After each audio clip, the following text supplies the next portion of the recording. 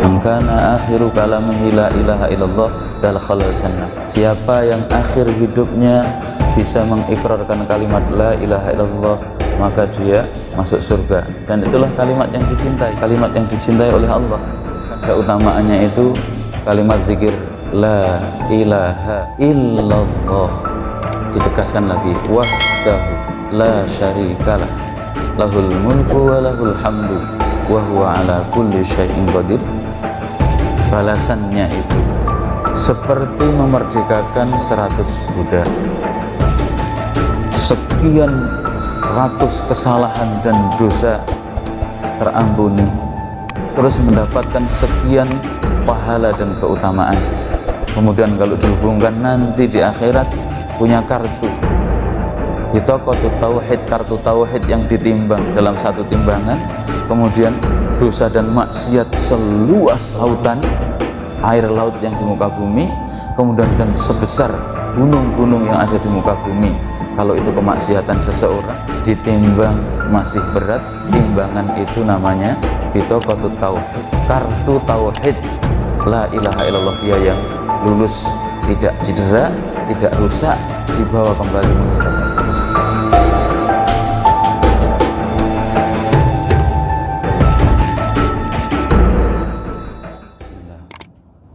Assalamualaikum warahmatullahi wabarakatuh.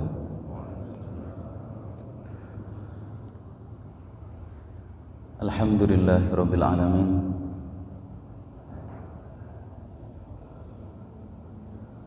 Wa usalli wa usallimu ala nabiyyina Muhammad khatamul anbiya wa imamul muttaqin sallallahu alaihi wa ala alihi wa sahbihi wa sallam. Allahumma anta rabbuna la ilaha illa anta khalaqtana wa nahnu ibaduka wa nahnu ala wa'dika wa wa'dika mastata'na nabu'uraka bi ni'matika alaina wa nabu'u bi dhunubina faghfir lana fa innahu la yaghfiru dhunuba illa anta. Allahumma inna nas'aluka ilman nafi'a wa rizqan thayyiba wa amalan taqabbala. Allahumma 'allimna wanfa'na bima tu'allimuna waj'alna minar rasyidin wa adkhilna birahmatika fi ibadika salihin. Allahumma inna na'udzubika min an nusyrika syai'an na'lamuhu wa nastaghfiruka lima la na'lamu. Allahumma taqabbal minna salihah a'malina. Para bapak, para ibu, saudara sekalian jamaah salat subuh, mudah-mudahan dimuliakan oleh Allah, a'azzakumullah, dan yang kami hormati. Gigi yang terakhir dari gigi-gigi kunci yang bisa membuka pintu surga, atau di dalam materi tauhid disebut syarat yang harus kita penuhi dari ikrar la ilaha illallah kita adalah al-kufru bima yu'badu min dunillahi. Al-kufru bima yu'badu min dunillah, mengkufuri, mengingkari bima yu'bad, semua apa saja yang diabdi, yang disembah, min dunillah, selain Allah subhanahu wa ta'ala. Maknahu an tatabarra'a min ibadati ghairillahi wa ta'taqida annaha batilah. An tatabarra'a min ibadati ghairillahi, hendaklah engkau berlepas diri, menjauhi, membenci, mengkufuri, bahkan memusuhi seluruh pengabdian kepada selain Allah subhanahu wa ta'ala.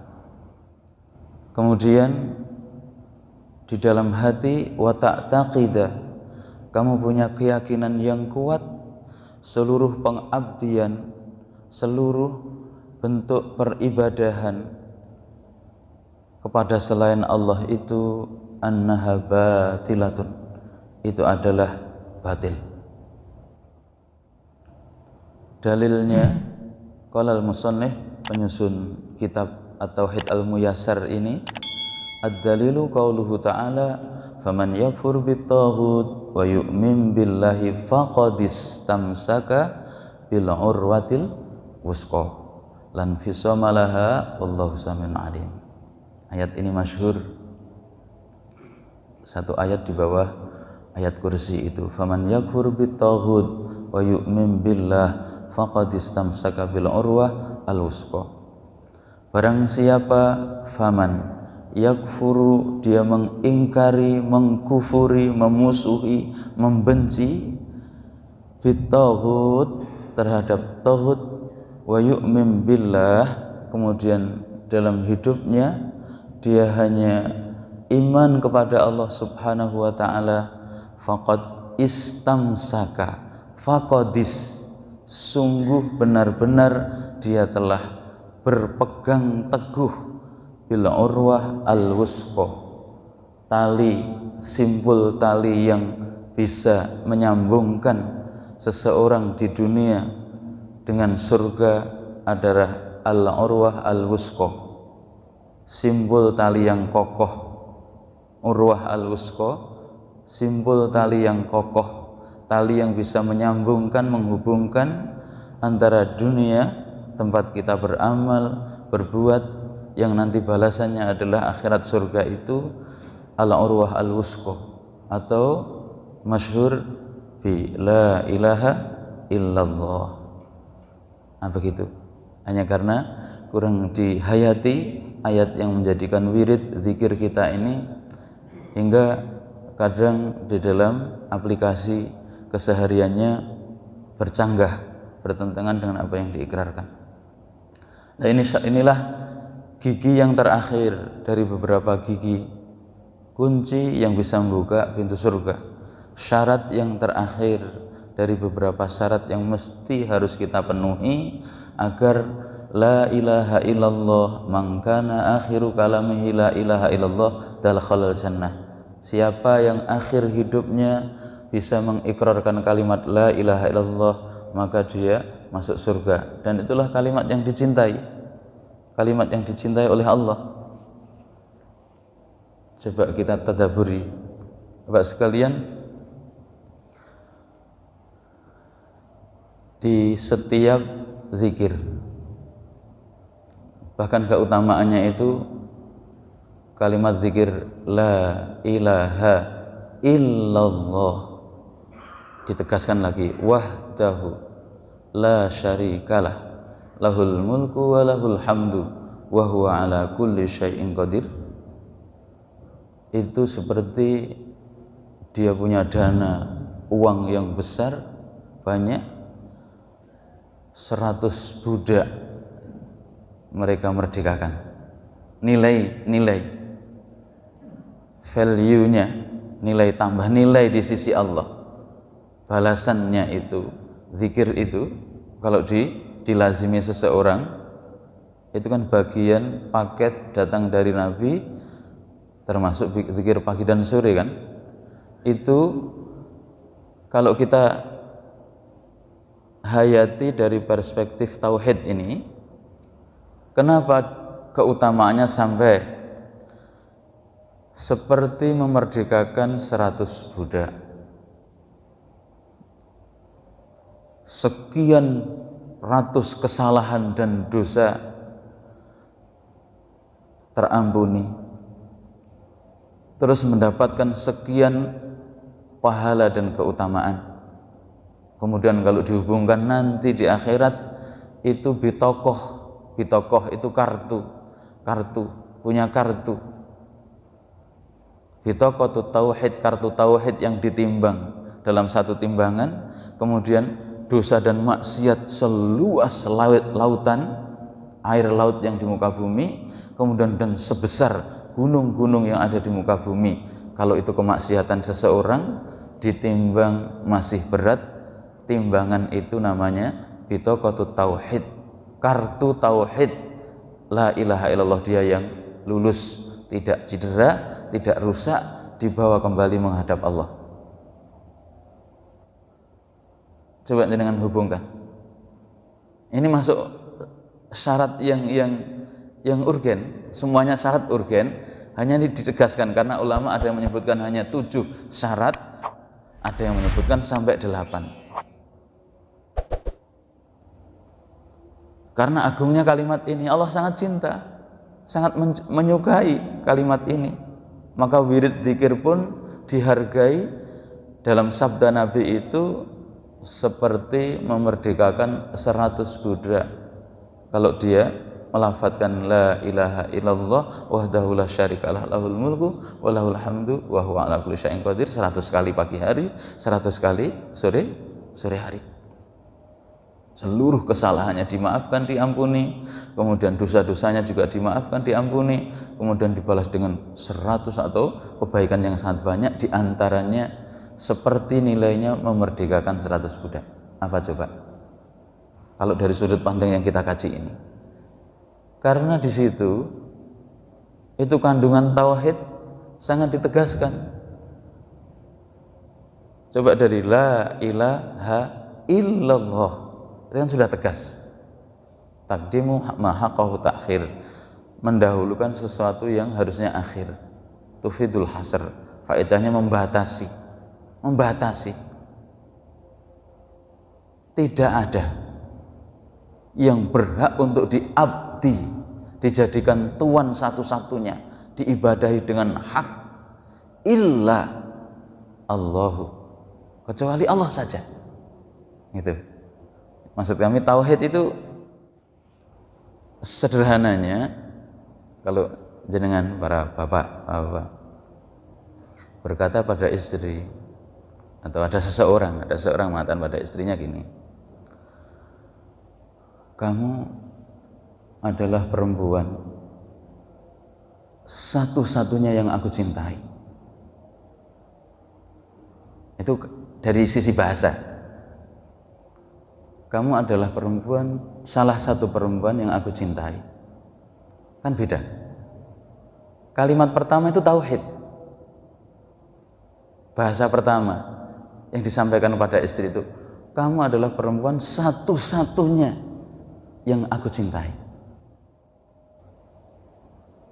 Nah, kalau ada laki-laki mengucap kamu itu salah satu perempuan yang aku cintai, maka ketika dalam perjalanan hidupnya dia tidak, berarti kan ada juga perempuan yang aku cintai selain kamu. Maka bahasa di masyarakat kita, pilihan kata, terus tidak dengan nilai syariat yang ditapai, dia mencintai perempuan lain selain istrinya, bahasanya selingkuh, itu loh maksud kami. Mendua dalam urusan cinta, itu syirik. Syirik itu seperti itu. Jadi dalam hidup ini, kalau kita tidak mengarahkan isi hati kita, aksi gerakan kita, lisan perbuatan kita, seluruh ketaatan ketundukan kita di dalam mengikuti orang, membuat peraturan-peraturan dalam hidup ini tidak tunduk patuh hanya kepada Allah, itu syirik. Itu syirik. Allah sangat cemburu sekali.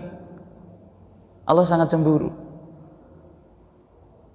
Nah, itulah yang kami maksudkan. Kenapa Allah sangat memuji zikir itu? Karena sudah berapa lapis dari sisi bahasa itu, maksud kami berapa lapis kandungan tuntutan agar tauhid itu terwujud. La ilaha illallah, tidak ada dalam hidup ini yang berhak untuk diabdi dengan hak satu-satunya saja, illallah, hanya Allah saja. Itu istisnanya, hanya satu, berarti ya tidak ada yang lain. Nah, itu namanya tauhid. Tidak cukup itu kan, la ilaha illallah, tambah lagi wahdahu. Artinya kan sama itu, la ilaha illallah nomor 2, wahdahu. satu-satunya dia. Padahal la ilaha illallah sudah cukup. Ditambah lagi wahdahu. Yang ketiga, la syarikalahu. Tidak ada sekutu, tidak ada pembanding selain Allah itu. Itu maksud kami kalau kita hadirkan. Ini tuntutan dari awal yang orang-orang kafir itu pada belalaan ini kok ada pahaman baru yang dibawa oleh Muhammad itu. Masuk kita mengabdi kepada satu zat saja, tidak kepada yang lain. One only, kalau bahasa anak muda sekarang itu. Satu saja, hanya satu. Menjadi arah tujuan dan poros hidup kita. Makanya di sini tuntutannya al-kufru bima yu'badu min dunillah. Hendaklah engkau mengkufurkan semua pengabdian dan peribadahan kepada selain Allah. Harus kau arahkan pada Allah saja. Satu. Tidak boleh kamu mendua. Dalam urusan apapun, niat kamu, kecintaan kamu, tujuan hidup kamu, ketaatan kamu, ibadah kamu, ketaatan mengikuti yang harus kamu ikuti dalam hidup, satu saja, hanya Allah. Itu tauhid. Jadi ketika pimpinannya membuat order menginstruksikan demikian, atau atasannya membuat order atau perintah instruksi demikian bertentangan dengan Allah, berarti dia kan jatuh kepada syirik di dalam ketaatan. Bisa syirik di dalam mengikuti sesuatu yang bertentangan dengan apa yang telah Allah tetapkan. Syirik di dalam masalah hukum, dia jatuh berbuat syirik dalam hukum, karena anil hukmu illa lillah. Aturan hidup ini, hukum itu mutlak milik Allah, jangan diorek-orek.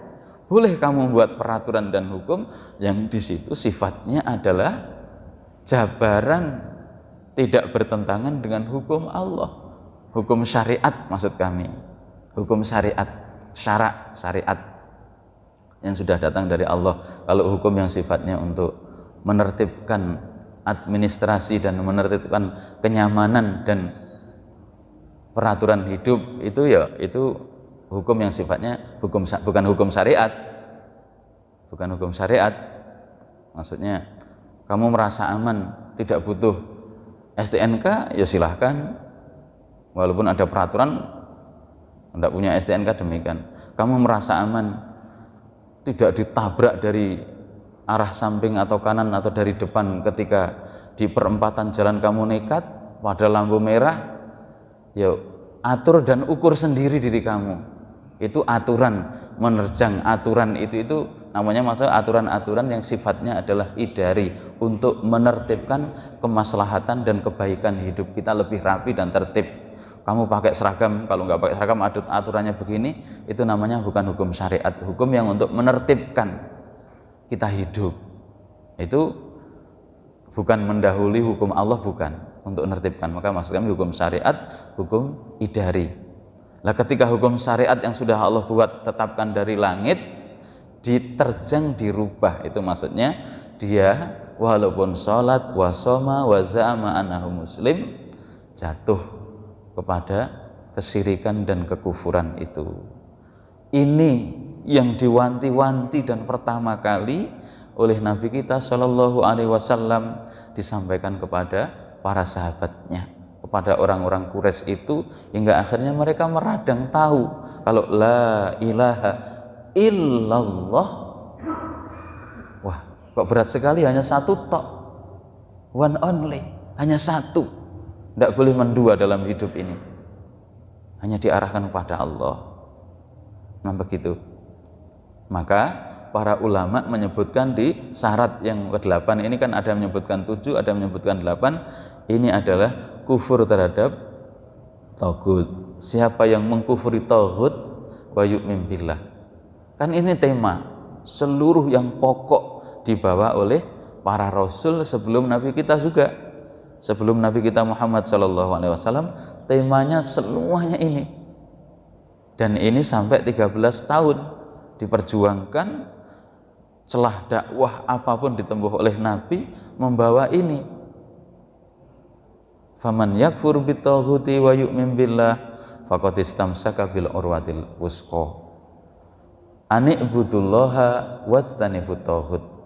Hidup kamu itu mengarahkan ibadah hanya Allah saja. Nah, ini sering kami kadang menghayati orang-orang tua kita dulu kalau memberikan sebuah penegasan dalam ini. Pokoknya Allah tok. Innama nut'imukum liwajhillah la nuridu minkum jazaan wala syukura. Allah tok, kamu itu memberi, aku memberi makan, berikan sesuatu pada kamu itu untuk mencari wajahnya Allah. Aku arahkan untuk Allah tok. Tidak pengen balasan, tidak pengen ucapan terima kasih. Kamu membalas itu baik, tidak balas tidak apa-apa. Kamu ucapkan terima kasih baik, tidak mengucapkan terima kasih tidak apa-apa. Aku itu hidupku hanya untuk Allah tok. Inna sholati wa nusuki wa mahyaya wa mamati lillah, hanya untuk Allah saja. Nah, ini teori ini ketika diaplikasikan dalam kehidupan, dalam seluruh bentuk kehidupan, enak sekali. Hati kita merdeka. Hati seorang mukmin yang tauhidnya kuat merdeka. Kemudian ancamannya ketika tidak mempraktekkan tauhid ini, dia mendua, tidak hanya satu saja kepada Allah, berarti kan jatuh kepada syirik. Meskipun amalan perbuatannya seolah-olah amalan akhirat, seolah-olah amalan surga. Bapak sekalian, para ibu, apakah tidak menghayati hadis yang disabdakan oleh Nabi, 3 orang pertama kali digusur masuk neraka? Digusur, dimasukkan neraka. Siapakah mereka? Mereka adalah seorang disebut qori.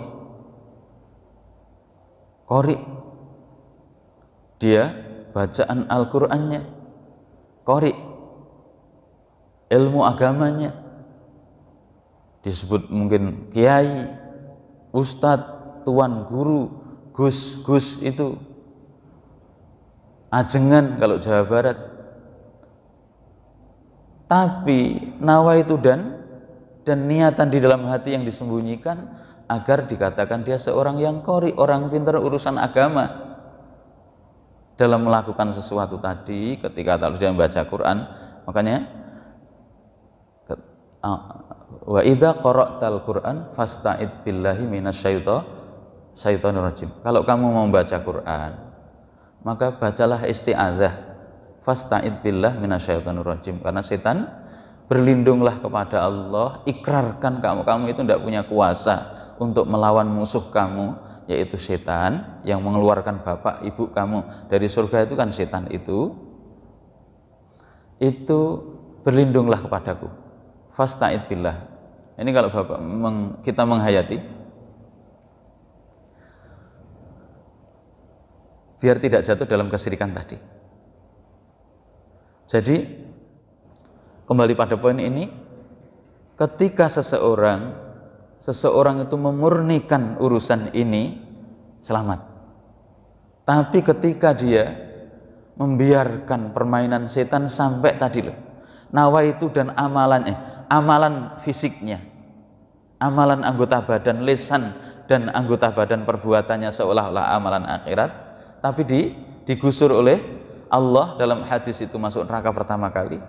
Oh, kamu melakukan amalan-amalan agama itu, niatan kamu biar dikatakan orang pintar qori, itu sudah kamu dapatkan di dunia. Kamu dapatkan di hati para penduduk bumi, kamu dikatakan qori. Berarti kamu kan syirik, tidak kamu arahkan untukku. Gitu. Ada orang yang bersedekah, infak, dermawan, infak sedekah yang sangat banyak. Anggota badan kan amalan harta, tapi isi hatinya tersembunyi, disingkap oleh Allah pada hari kiamat. Enggak, kamu itu ternyata politik, sedekah kamu ada nuansa politik, infak kamu ada nuansa politik. Kamu biar dikatakan juga untuk pencitraan diri kamu di publik zaman itu saat di dunia, agar dikatakan orang derma kan, disingkap oleh Allah, digusur ke neraka. Yang ketiga nggak tanggung-tanggung juga, dia telah mensedekahkan, memberikan sesuatu yang paling mahal dagangan dia punya dagangan nyawa, harta dan nyawa, berperang. Innallaha ashtara minal mu'minina anfusahum bi amwalahum bi anna lahumul jannah itu. Tapi ternyata disingkap lendak. Kamu dulu niatan kamu sampai kamu berperang, menggadaikan atau menjual badan dan nyawa kamu taruhkan biar dikatakan kamu seorang yang heroik, biar kamu pahlawan, kamu pemberani. Itu sudah kamu dapatkan di dunia, mereka memuji kamu seorang pemberani, digusur oleh Allah yang ketiga juga neraka. Ini kan mendua. Ada interest nawaitu tersembunyi di dalam hatinya, itu tidak diarahkan untuk Allah. Ya konangan, tetap ketahuan. Allahu alim, Zat maha mengetahui apa yang kamu ucapkan, yang tersembunyi di dalam hati. Nah itu nanti disingkapnya nanti.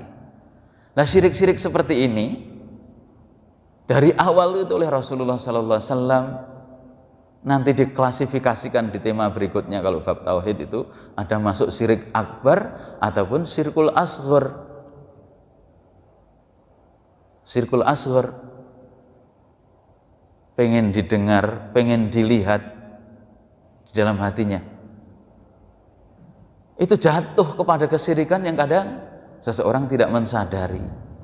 Ini semuanya harusnya diarahkan untuk Allah saja, satu, agar tidak jatuh kepada kesyirikan.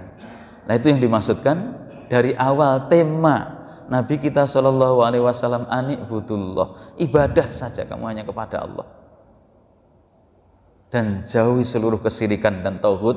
Itu kan kulu ma tazawaza bihil abdu, segala apa saja yang melampaui batas pada seseorang, dari yang diikuti, ditaati atau diabdi, itu melampaui batas yang telah Allah tetapkan. Seluruh kesyirikan itu. Nah inilah para bapak, kalau kita menghadirkan penghayatan dari setiap rangkaian nomor 8 ini, doa-doa Nabi tadi mengandungi semuanya, rohnya adalah tauhid. Makanya maksud kami tadi bisa nyambung dari sisi bahasa itu sampai berapa lapis takkid penegasan untuk bertauhid itu. La ilaha illallah ditambah wahdahu, tidak ada yang berhak disembah, Allah saja wahdahu. Tidak cukup ditambah la syarikalahu, jangan kau mensekutukan, ada pembanding selain dia, ada tandingan selain dia. Nah itu kan tauhid, menjauhi seluruh kesyirikan.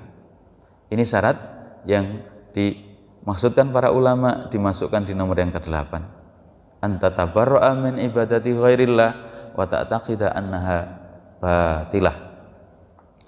Nah begitu, maka teori ini bukan sesuatu yang baru, hanya apalagi ketika orang itu ada kepentingan-kepentingan dalam kehidupan dunia, terus melupakan dari sisi yang pokok ini, amalan hati ini, nanti seringnya jatuh kepada nuansa kesyirikan. Maksud kami agar disebut syirik itu biar tidak hanya ada anggapan orang yang datang ke kuburan, menyembah patung, menyembah pohon, menyembah kuburan.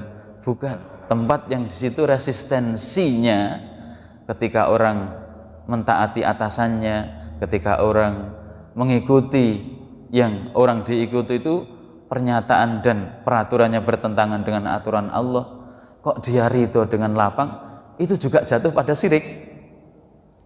Nah itu maksud kami syirkul kusur, syirik di dalam masalah di situ resistensi berbenturan dengan aturan Allah ada. Makanya para bapak baru sadar nanti kenapa sebenarnya Islam itu harus berkuasa. Istilahnya aturan syarat Islam, tauhid kita terjaga, rakyat terjaga, hukukut tauhid, haknya tauhid yang benar hidup ini mesti harus dipandu, diatur oleh aturan Allah. Nah hari ini Masya Allah kalau Bapak menghayati peperangan musuh Allah lewat liberal, atau pluralisme. Boleh kamu Islam mempercayai Al-Quran itu benar, tapi jangan salahkan dong kalau kebenaran menurut kami itu juga bukan bersumber dari Al-Quran. Plural, semua keyakinan itu ada kebenarannya. Jadi kebenaran itu relatif, tidak mutlak. Padahal Allah telah berfirman, Al-haqqu min rabbika fala takunanna minal mumtarin. Nah begitu. Nah ini kan kesyirikan-syirikan yang disebarkan seolah-olah apa itu masuk akal, logika, sangat logis, tapi akhirnya malah kebablasan. Sangat masuk akal, tapi nanti kebablasan ini peperangan-peperangan yang ranahnya urusan tauhid ini telah didistorsi. Itu maksud kami, kalau Bapak sekalian menghayati tauhid benar akan paham ternyata tuntutan la ilaha illallah itu, maka Islam ini harus dijalankan dalam seluruh kehidupan kita. Nah inilah yang ditakuti oleh musuh Allah, oleh Yahudi yang bersembunyi di balik kekuasaan penguasa dunia ini. Orang Islam yang punya pahaman-pahaman seperti ini, itulah pahaman radikal, pahaman garis keras, pahaman fundamentalis, ataupun mereka teroris yang pengen menegakkan tauhid hukum Allah. Padahal a'dalul adli at-tauhid, keadilan yang paling adil ketika tauhid ini dijalankan. Tauhid jadi mengembalikan haknya Allah yang dirampas manusia, kemudian juga mengembalikan haknya manusia yang telah dirampas oleh manusia lain. Itu hanya syariat Islam. Kami ulang, mengembalikan hak Allah yang telah dirampas oleh makhluknya, manusia, dan mengembalikan hak manusia yang sudah dirampas hari ini oleh manusia lain. Kemerdekaan itu kan haknya manusia. Tapi siapa hari ini? Mereka yang punya modal besar hingga akhirnya merampas hak-hak manusia lain itu. Ini hanya bisa dijalankan hak-hak itu para stakeholder istilahnya, para orang pihak-pihak yang punya kepentingan tadi. Hak-haknya akan terpenuhi ketika hukum Islam itu dijalankan. Nah itulah bahasanya tauhid itu. Jadi hidup ini menegakkan tauhid, menegakkan aturan Allah kan tauhid. Nanti seluruh hak-hak itu akan terpenuhi. Hak manusia yang dirampas manusia lain akan dikembalikan. Haknya Allah yang hari ini juga dirampas oleh manusia, kembalikanlah kepada pemiliknya. Inil hukmu illa lillah. Memutuskan hukum syariat itu miliknya Allah. Jangan kamu rekayasa dengan akal kamu. Itu bisa jadi benar, bisa jadi salah. Tapi kalau sudah Allah mutlak dan selamanya, nah itu tauhid itu begitu. Jadi akan kita nyambung. Itulah syarat yang terakhir, Bapak sekalian. Kemudian ada satu kisah. Jadi kalau hal seperti ini 13 tahun dibawakan oleh Rasulullah, kemudian hijrah itu karena membawa ideologi pahaman seperti ini. Ada kisah menarik dari sisi bahasa, maksud kami ini sekali lagi dari kata-kata bahasa. Tauhid itu maksud biar tidak ada pahaman disebut orang tauhid terus berjatuh pada syirik itu biar tidak disebut hanya menyembah patung, menyembah pohon, bukan. Isi hati kita ini jangan bocor. Keyakinan, kecintaan, ketundukan, patuhan, rasa takut ini jangan bocor kepada selain Allah. Seperti bahasanya istrinya Abu Darda, sahabat Madinah yang masuk Islam dan diabadikan dulu, termasuk elit-elit sahabat Nabi.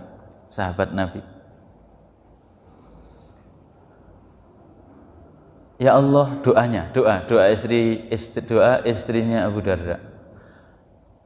Abu Darda artinya suamiku, jadi Ummu Darda itu. Dia telah meminangku total karena Allah, tidak melihat di balikku karena nasab, karena kecantikan, karena apa itu kerabat, dan karena harta yang ada di kerabatku, bukan. Karena dia meminang aku karena keimanan dan keislamanku karena engkau. Maka ya Allah, aku berdoa pada engkau Aku terima lamaran dan pinangan dari pemuda yang seperti ini karena hanya untuk engkau. Hanya untuk engkau. Dan tidak ada yang lain, ya Allah. Aku terima itu. Maksudnya hanya dia yang aku terima, dan untuk Allah itu, dan nanti akan menjadi suamiku di akhirat. Itu maknanya dia totalitas, hanya satu-satunya suami yang diharapkan karena kejujurannya seperti itu, agar jadi suaminya di dunia dan suaminya di akhirat. Itu Iqrar Ummu Darda. Maka setelah doa itu dia berumah tangga, suaminya meninggal duluan. Abu Darda itu dibuktikan benar, dibuktikan suami meninggal, dilamar oleh sekian para sahabat, tidak mau. Karena apa? Dia sudah mengikrarkan agar jadi suamiku tidak hanya di dunia, bahkan nanti hanya di akhirat. Bahkan di akhirat, satu-satunya. Akhirnya beliau melazimi sumpah itu, terus dilamar. Ini bukan dalil, maksud kami bukan dalil, hanya dari sisi bahasa tadi. Satu-satunya suamiku yang di dunia dan di akhirat. Akhirnya dia buktikan, dilamar oleh sekian para sahabat, saat itu nggak mau. Karena dalam akidah itu perempuan akan suami yang terakhir yang soleh itu akan menjadi suaminya di akhirat. Bukan berarti nggak boleh nikah lagi. Ketika dia nikah lagi, pilihlah yang lebih baik. Kalau semuanya 4 orang yang pernah dinikahi di dunia masuk surga semua, mereka yang paling baik akhlak dan kesolehannya. Itu Iqrar doa Ummu Darda, istrinya Abu Darda. Dalam urusan bahasanya, maksudnya mengikrarkan agar menjadi suamiku di akhirat, dan aku tidak berganti kepada yang lain. Dia komitmen kalau sama-sama ini sahabat ahlul iman, maka menjadi suaminya juga di akhirat. Suaminya di akhirat. Oleh karena itu, dalam akidah pun ummahatul mukminin. Walaupun kita bukan orang Arab, ibu kita kan orang Arab. Ibu kita kan orang Arab. Ibunya para seluruh ahlul iman itu kan ibunda, para istri-istri Nabi itu kan ibunya para kaum mukminin dalam akidah itu. Itu maknanya, maksud kami, mereka tidak, itu istri Nabi di dunia tidak boleh dinikahi oleh siapapun, karena nanti akan menjadi istri Nabi lagi juga di akhirat. Itulah kalau kami hubungkan dari sisi tauhid, doa Ummu Darda, hanya satu-satunya laki-laki agar menjadi suamiku, pendamaiku di dunia dan nanti di surga di akhirat. Maka dia komitmen dari ikrar itu, ketika dilamar oleh siapapun dia tidak mau. Ini bukan dalil, hanya maksud kami dari sisi bahasa tadi, sisi bahasa saja. Nah, kalau nikah lagi, nikah yang terbaik. Kalau semuanya masuk surga nanti, mesti dipilihkan oleh Allah yang terbaik, para suaminya yang pernah, laki-laki yang pernah dinikahi itu. Nah, begitulah para bapak sekalian, inti dan pokok dari ajaran Nabi yang dihusung sampai 13 tahun, memakan waktu yang lebih banyak daripada hukum-hukum yang dibangun nanti di Madinah. Itu 10 tahun, itu urusan ini. Maka mari kita mohon kepada Allah, sekecil apapun kita berlindung. Allahumma inni a'udzubika min an usyrika syai'an a'lamu wa astaghfiruka lima la a'lamu. Itu ini kuncinya. Ini sudah, kalau ini lulus, walaupun yes, ibadah-ibadah yang kita bangun, sholat, zakat, puasa, hajinya pas-pasan, tapi kalau dasar pondasi tauhid itu enggak rusak, masih ada harapan. Ada harapan. Tapi kalau sholatnya khusyuknya kayak apa, kemudian dia belakang Nabi, kurang apa? Di saf yang terdepan imamnya Nabi SAW, tapi dia munafik, dibongkar oleh Allah. Maksud kami, orang munafik, Abdullah bin Ubay bin Salul itu kurang apa? 5 waktu ke masjid, di saf yang paling depan imamnya Nabi, berperang ikut Nabi. Hanya hatinya hatinya disembunyikan, sebenarnya benci dia untuk mendapatkan kesan di dunia agar dikatakan tidak diperangi, akhirnya dibongkar oleh Allah. Lah itu sudah intinya pokoknya untuk Allah tok saja dalam hidup ini. Nah itulah syarat yang ke-8, mengkufuri seluruh ibadah pada selain Allah. Aku lu qouli hada wa astaghfiruhu innahu huwal ghafurur rahim. Wa sallallahu ala nabiyyina Muhammad wa ala alihi wa sahbihi wasallam. Assalamualaikum warahmatullahi wabarakatuh.